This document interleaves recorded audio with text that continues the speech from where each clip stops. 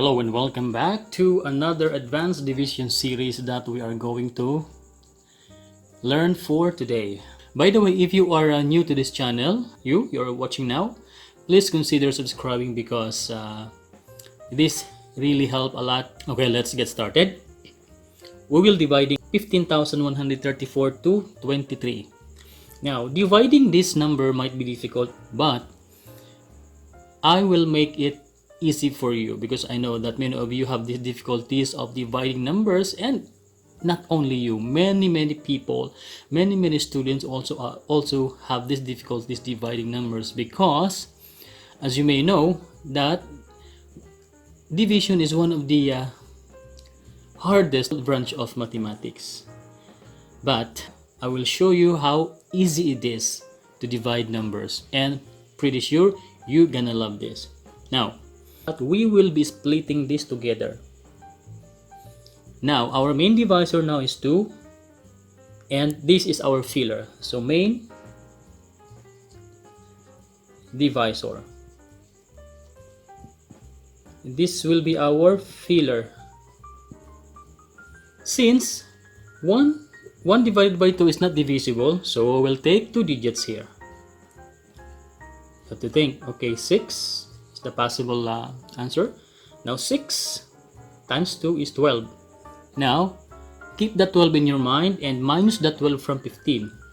Okay, now 15 minus 12, how many? Okay, 3. Now, you put the 3 beside 1 and you multiply this filler here. 6 times 3 is 18. Now, put that 18 here. And minus 18 from 31. This will become 2. This will become 11. Now, 1 and 11 minus 8 is 3, 13. Now, this is your new dividend. 13 divided by 2. Okay, how many you can get? Okay, 5 is the possible answer. 5 times 2 is 10. Now, 13 minus 10 is, how much is the remaining? 3. Put that 3 beside 3. And this now read as 33. Now, multiply this filler to 5. 5 times 3 is 15. Put that 15 here and again, subtract this together. Okay, this will become 2 and 13. 13 minus 5, 8 and 1. Now your new dividend is 18. 18 divided by 2. Okay, 8. 8 times 2, 16. You minus that 16 from 18. 18 minus 16, how much is the difference? 2. Put that 2 beside 4. This will read now as 24. Okay, multiply this filler and 8 to 8. 3 times 8, 24.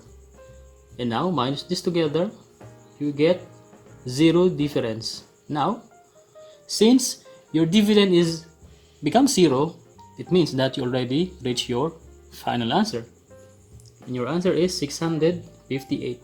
You see how easy it is to divide numbers. I know many of you have this fear of dividing numbers, but if you watch this video again and again, you have this full understanding how to divide numbers. Let me give you another example. Now, 5 divided by 2, how many 2 you can get? Of course 2. You cannot get 3 because it will become 6. 2 times 2, 4. Right? Now, minus that 4 from 5. 5 minus 4, 1. Put that 1 beside the 12 and multiply the filler to the first digit of the answer. 2 times 1, 2. Minus that 2 from 12. Now, you have new dividend, which is 10. Okay? How many 2 you can get from 10? Okay, 5. And 5 times 2, 10. Minus 10, 0. Put that 0 beside 5. And 5 times 5, 5. Now, you have 0 dividend, which means you already get your answer. Okay, you follow along.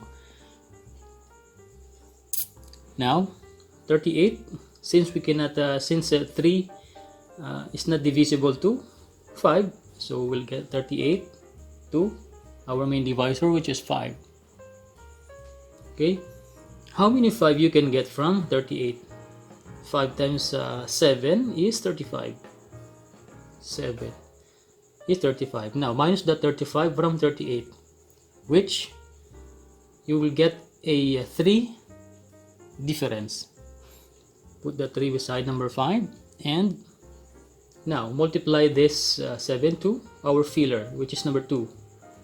7 times 2 is 14. 35 minus 14, how much you can get? This will become 2, this will become 15. Get 21. Now your new dividend is 21. How many 5 you can get from 21 to 4? 4 times 5 is 20. 21 minus 20, you get 1 difference, and 4 times 2 is 8. Now 13 minus 8, you will get 5 difference. And how many 5 you can get? Of course 1. 1 times 5, 5 times 5, 1 times 5, 5. 5 minus 5 is 0. Put a 0 beside number 2. Multiply this. 1, 2, 2. 1 times 2, 2. Now, you reach your final answer, and your answer is 741.